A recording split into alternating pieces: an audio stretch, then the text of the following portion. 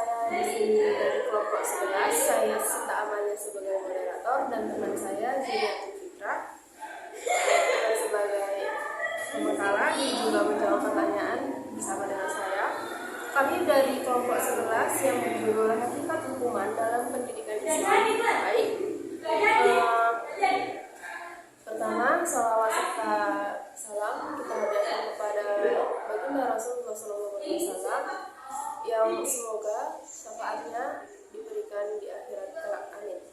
Baik, saya akan masuk ke pertanyaan pertama. 1. Mengapa hukuman termasuk hal yang harus ada dalam dunia pendidikan? Yang kedua, bagaimana jika hukuman tidak berpengaruh kepada peserta didik?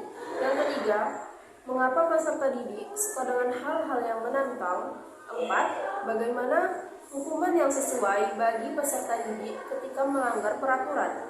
Yang kelima, bagaimana pengaruh hukuman terhadap peserta didik? Pertanyaan selanjutnya akan dilanjutkan dengan teman saya. Baik, pertanyaan yang keenam adalah bagaimana cara efektif memberikan hukuman bagi anak? Jelaskan. Selanjutnya, bagaimana cara menegur anak apabila dia melakukan perbuatan yang salah? Selanjutnya, mengapa hukuman diperlukan dalam pendidikan?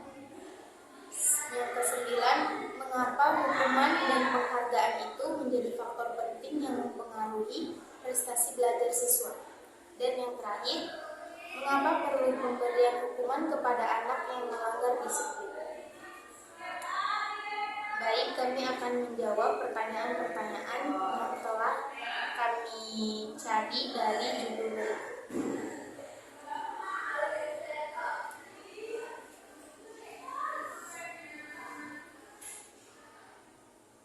Baik, saya akan langsung menjawab pertanyaan pertama.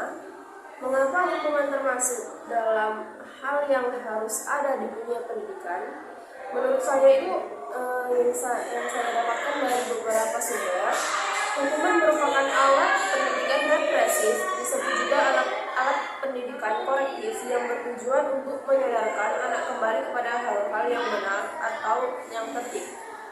Di dalam dunia pendidikan tidak semua orang atau semua para murid itu berperilaku yang baik. Ada yang nakal, ada yang baik, ada yang pendiam, bermacam-macam sifat anak didik. Jadi dengan adanya hukuman untuk misalnya yang melanggar, itu akan membuat anak tersebut diharapkan untuk jerah dan tidak mengulangi sesuatu hal yang dapat dia mendapat hukuman tersebut. Jadi hukuman dalam pendidikan itu sifatnya itu wajib supaya para peserta didik diharapkan untuk bisa tertib dan mengikuti kegiatan belajar mengajar dengan baik dan benar. Terus pertanyaan kedua,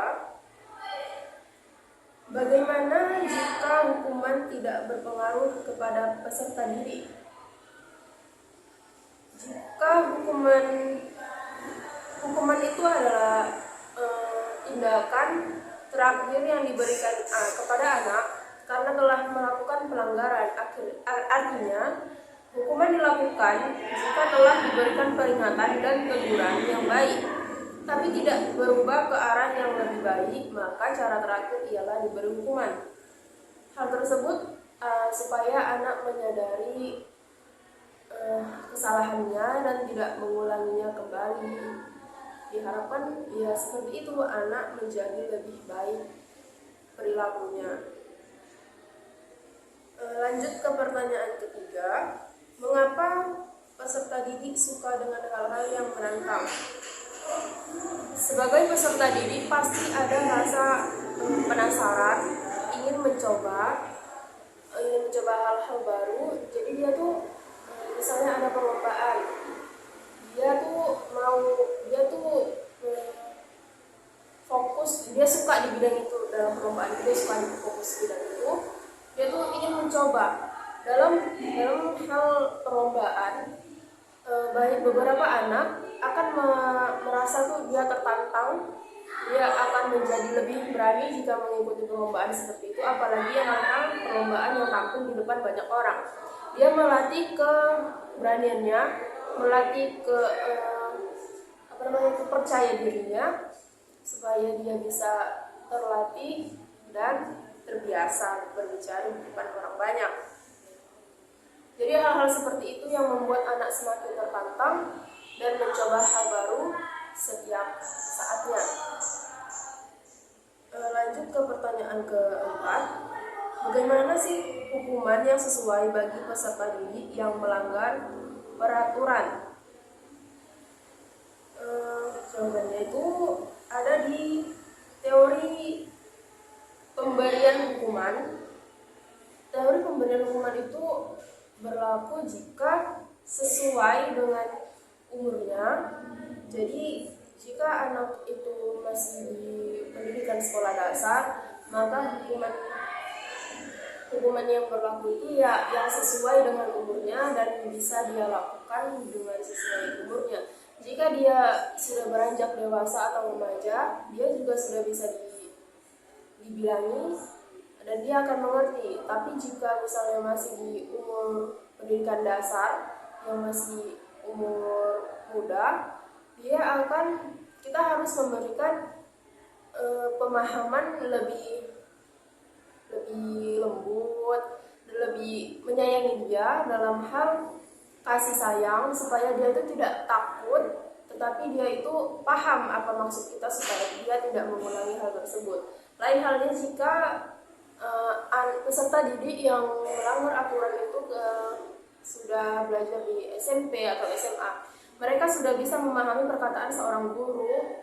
Jadi dia jika tidak mendengarkan atau mengabaikan pemberitahuan guru supaya tidak mengulangi hal yang sama, dia bisa mendapatkan hukuman seperti pemanggilan orang tua, atau bahkan jika kesalahannya itu sudah fatal, dia bisa diskors dari sekolah atau dikeluarkan dari sekolah tersebut. Terus pertanyaan kelima, bagaimana pengaruh hukuman terhadap peserta didik? Pengaruh hukuman itu tergantung kepada anak tersebut jika ingin berubah. Pengaruh hukuman itu diharapkan juga yang mengubah sikap, perilaku, dan tata cara anak tersebut menanggapi pemberitahuan guru atau pengawasan guru tersebut.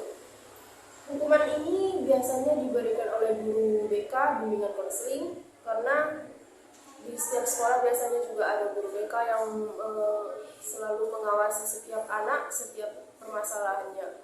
Jadi diharapkan dengan itu anak tersebut juga bisa berubah ke arah yang lebih baik. Baik, pertanyaan selanjutnya akan dilanjutkan dengan teman saya. Baik, saya akan menjawab pertanyaan selanjutnya. Yang pertanyaannya, mengapa perlu pemberian hukuman kepada anak yang melanggar disiplin? Jadi jawabannya, hal ini dilakukan adalah untuk menumbuhkan rasa tanggung jawab siswa terhadap pelanggaran yang dilakukannya agar jera dan tidak mengulangi kembali. Jadi jika siswa yang melanggar peraturan dan tidak mendengarkan arahan guru, kita harus memberikan dia hukuman agar dia jera dan jeranya hukumannya bisa diingat kembali jika ingin mengulangi. Pertanyaan selanjutnya, mengapa hukuman dan penghargaan itu menjadi faktor penting yang mempengaruhi prestasi belajar siswa? Jawabannya, reward dan punishment salah satu bentuk dorongan bagi siswa untuk belajar. Dengan adanya reward dan punishment, maka prestasi belajar siswa akan semakin meningkat. Karena reward mampu mengembalikan semangat belajar siswa dan punishment akan memberi efek jera kepada siswa sehingga tidak akan mengulangi kesalahan tersebut. Pertanyaan selanjutnya, mengapa hukuman diperlukan dalam pendidikan? Hukuman merupakan alat pendidikan represif, disebut juga alat pendidikan korektif, yaitu bertujuan untuk menyadarkan kembali kembali siswa atau anak kepada hal-hal yang baik atau tertib. Selanjutnya, bagaimana cara menegur anak apabila dia melakukan perbuatan yang salah. Jadi kita tuh bisa sama seperti yang dibilang teman saya, yaitu kita memberikan hukuman atau kita memberi dia itu cara dengan yang baik-baik, perkataan yang baik. Jadi dia mudah diingat dan tidak mengingat yang buruk-buruk. Dia tuh kayak kita mengasih arahan, nasihat kepada anak yang masih berusia di bawah umur, kita harus memberikan perkataan-perkataan yang baik. Jadi yang pertama tuh bicarakan dengan hati ke hati dengan anak mengenai kesalahan anak. Kita harus berbicara lembut supaya dia bisa mengerti. Yang kedua, beri anak penghargaan. Yang ketiga, beri penjelasan dengan bercerita yang baik-baik. Dan yang jawaban soal terakhir, bagaimana cara efektif memberikan hukuman bagi anak? Yang pertama, jangan menghukum saat kita emosi. Yang kedua, proporsional. Yang ketiga, pahami terlebih dahulu kesalahannya itu apa. Jangan kita tuh langsung ngasih hukumannya tuh lagi emosi. Yang keempat, manfaatkan boneka atau kayak aksesoris yang bisa membuat dia senang dan tidak mengulangi kesalahan-kesalahan.